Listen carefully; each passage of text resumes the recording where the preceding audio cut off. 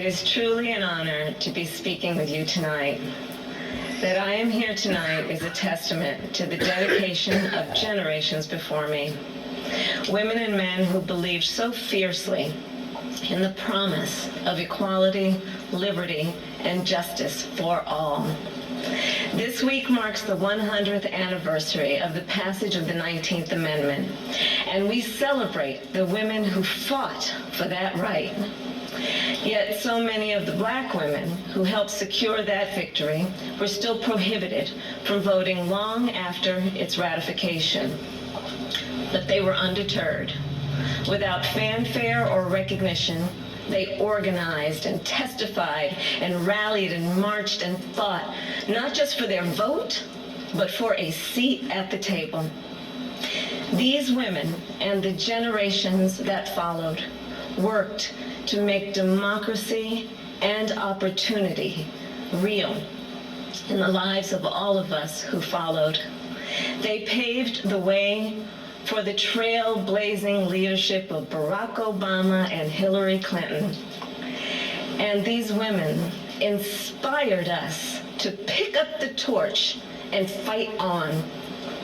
Women like Mary Church Terrell, Mary Cloyd Bethune, Fannie Lou Hamer, and Diane Nash, Constance Baker Motley, and the great Shirley Chisholm. We're not often taught their stories, but as Americans, we all stand on their shoulders. And there's another woman whose name isn't known, whose story isn't shared, another woman whose shoulders I stand on, and that's my mother, Shamala Gopalan Harris. She came here from India at age 19 to pursue her dream of curing cancer. At the University of California, Berkeley, she met my father, Donald Harris, who had come from Jamaica to study economics. They fell in love in that most American way while marching together for justice in the civil rights movement of the 1960s. In the streets of Oakland and Berkeley, I got a stroller's eye view of people getting into what the great John Lewis called good trouble. When I was 5, my parents split, and my mother raised us mostly on her own. Like so many mothers, she worked around the clock to make it work, packing lunches before we woke up and paying bills after we went to bed, helping us with homework at the kitchen table and shuttling us to church for choir practice. She made it look easy, though it never was. My mother instilled in my sister Maya and me the values that would chart the course of our lives. She raised us to be proud, strong black women, and she raised us to know and be proud of our Indian heritage. She taught us to put family first, the family you're born into, and the family you choose. Family is my husband, Doug, who I met on a blind date set up by my best friend.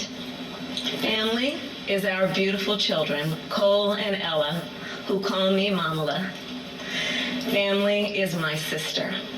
Family is my best friend, my nieces, and my godchildren. Family is my uncles, my aunts, and my chitties. Family is Mrs. Shelton, my second mother who lived 2 doors down and helped raise me. Family is my beloved Alpha Kappa Alpha, our Divine Nine, and my HBCU brothers and sisters. Family is the friends I turn to when my mother, the most important person in my life, passed away from cancer. And even as she taught us to keep our family at the center of our world, she also pushed us to see a world beyond ourselves. She taught us to be conscious and compassionate about the struggles of all people, to believe public service is a noble cause, and the fight for justice is a shared responsibility. That led me to become a lawyer, a district attorney, Attorney General, and a United States Senator. And at every step of the way, I've been guided by the words I spoke from the first time I stood in a courtroom. Kamala Harris, for the people. I have fought for children and survivors of sexual assault. I fought against transnational criminal organizations. I took on the biggest banks and helped take down one of the biggest for-profit colleges. I know a predator when I see one. My mother taught me that service to others gives life purpose and meaning. And oh, how I wish she were here tonight, but I know she's looking down on me from above. I keep thinking about that 25-year-old Indian woman, all of 5 feet tall, who gave birth to me at Kaiser Hospital in Oakland, California. On that day, she probably could have never imagined that I would be standing before you now and speaking these words. I accept your nomination for Vice President of the United States of America. I do so committed to the values she taught me, to the word that teaches me to walk by faith and not by sight, and to a vision passed on through generations of Americans, one that Joe Biden shares, a vision of our nation as a beloved community, where all are welcome, no matter what we look like, no matter where we come from, or who we love. A country where we may not agree on every detail, but we are united by the fundamental belief that every human being is of infinite worth, deserving of compassion, dignity, and respect. A country where we look out for one another, where we rise and fall as one, where we face our challenges and celebrate our triumphs together. Today, that country feels distant. Donald Trump's failure of leadership has cost lives and livelihoods. If you're a parent struggling with your child's remote learning, or you're a teacher struggling on the other side of that screen, you know what we're doing right now is not working. And we are a nation that is grieving the loss of life, the loss of jobs, the loss of opportunities, the loss of normalcy, and yes, the loss of certainty. And while this virus touches us all, we gotta be honest, it is not an equal opportunity offender. Black, Latino, and Indigenous people are suffering and dying disproportionately. And this is not a coincidence. It is the effect of structural racism, of inequities in education and technology, healthcare and housing, job security and transportation, the injustice in reproductive and maternal health care, in the excessive use of force by police, and in our broader criminal justice system. This virus, it has no eyes, and yet it knows exactly how we see each other and how we treat each other. And let's be clear, there is no vaccine for racism. We've got to do the work. For George Floyd, for Breonna Taylor, for the lives of too many others to name, for our children, and for all of us. We've got to do the work to fulfill that promise of equal justice under law. Because here's the thing, none of us are free until all of us are free. an inflection point. The constant chaos leaves us adrift. The incompetence makes us feel afraid. The callousness makes us feel alone. It's a lot. And here's the thing. We can do better and deserve so much more. We must elect a president who will bring something different, something better, and do the important work. A president who will bring all of us together, Black, white, Latino, Asian, Indigenous, to achieve the future we collectively want. We must elect Joe Biden. And I will tell you, I knew Joe as vice president. I knew Joe on the campaign trail. And I first got to know Joe as the father of my friend. So Joe's son, Bo, and I served as attorneys general of our states, Delaware and California. During the Great Recession, he and I spoke on the phone nearly every day, working together to win back billions of dollars for homeowners from the big banks that foreclosed on people's homes. And Bo and I, we would talk about his family. How, as a single father, Joe would spend 4 hours every day riding the train back and forth from Wilmington to Washington. Bo and Hunter got to have breakfast every morning with their dad. They went to sleep every night with the sound of his voice reading bedtime stories.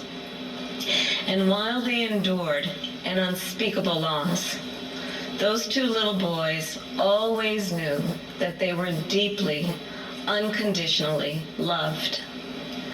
And what also moved me about Joe is the work that he did as he was going back and forth. This is the leader who wrote the Violence Against Women Act and enacted the assault weapons ban, who as vice president implemented the Recovery Act, which brought our country back from the Great Recessions. He championed the Affordable Care Act, protecting millions of Americans with pre-existing conditions, who spent decades promoting American values and interests around the world. Joe, he believes we stand with our allies and stand up to our adversaries. Right now, we have a president who turns our tragedies into political weapons. Joe will be a president who turns our challenges into purpose. Joe will bring us together to build an economy that doesn't leave anyone behind, where a good-paying job is the floor, not the ceiling. Joe will bring us together to end this pandemic and make sure that we are prepared for the next one. Joe will bring us together to squarely face and dismantle racial injustice, furthering the work of generations. Joe and I believe that we can build that beloved community, one that is strong and decent, just and kind, one in which we can all see ourselves. That's the vision that our parents and grandparents fought for, the vision that made my own life possible, the vision that makes the American promise, for all its complexities and imperfections, a promise worth fighting for. So make no mistake, the road ahead is not easy. We may stumble, we may fall short, but I pledge to you that we will act boldly and deal with our challenges honestly. We will speak truths, and we will act with the same faith in you that we ask you to place in us. We believe that our country, all of us, will stand together for a better future. And we already are. We see it in the doctors, the nurses, the home health care workers, and frontline workers who are risking their lives to save people they've never met. We see it in the teachers and truck drivers, the factory workers and farmers, the postal workers and poll workers, all putting their own safety on the line to help us get through this pandemic. And we see it in so many of you who are working, not just to get us through our current crisis, but to somewhere better. There's something happening all across our country. It's not about Joe or me. It's about you. And it's about us. People of all ages and colors and creeds who are, yes, taken to the streets, and also persuading our family members, rallying our friends, organizing our neighbors, and getting out the vote. And we have shown that when we vote, we expand access to health care and expand access to the ballot box and ensure that more working families can make a decent living. And I'm so inspired by a new generation. You are pushing us to realize the ideals of our nation, pushing us to live the values we share: decency and fairness, justice and love. You are patriots who remind us that to love our country is to fight for the ideals of our country. In this election, we have a chance to change the course of history. We're all in this fight. You, me, and Joe, together. What an awesome responsibility. What an awesome privilege. So let's fight with conviction. Let's fight with hope. Let's fight with confidence in ourselves and a commitment to each other, to the America we know is possible, the America we love. And years from now, this moment will have passed, and our children and our grandchildren will look in our eyes, and they're going to ask us, where were you when the stakes were so high? They will ask us, what was it like? And we will tell them. We will tell them not just how we felt. We will tell them what we did. Thank you. God bless you. And God bless the United States of America.